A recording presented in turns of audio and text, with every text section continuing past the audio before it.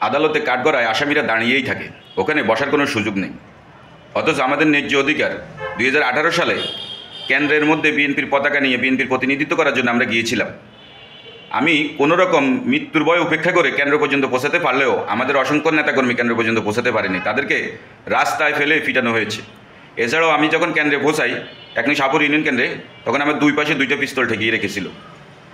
আর এই ধরনের অসংখ্য অগণিত হাজার হাজার লক্ষ লক্ষ অভিযোগ আছে, যে অভিযোগের বিরুদ্ধে এই নুরুল হুদা নামক বাটফার জনগণের ন্যায্য অধিকার যারা কেড়ে নিয়েছিল, তাদের বিরুদ্ধে কোনো প্রকার শাস্তিমূলক ব্যবস্থা তো থাক দূরের কথা, একটু ধমকের স্বরেও তাদেরকে কথা বলেনি নুরুল হুদা কমিশন। তাই আমি বলবো, মৃত্যুদণ্ড যদি কোনো আইনের বিধান থাকে, তাহলে নুরুল হুদার জন্য সবচেয়ে কম শাস্তি হবে মৃত্যুদণ্ড। আর ওনাকে কম করে হলেও 50 বার ফাঁসি দিলেও 2018 সালে যে জুলুম আমাদের উপর করেছে, অর্থাৎ বিএনপি নেতৃবৃন্দদের উপর করেছে, এই জুলুমের শাস্তির শেষ হবে না।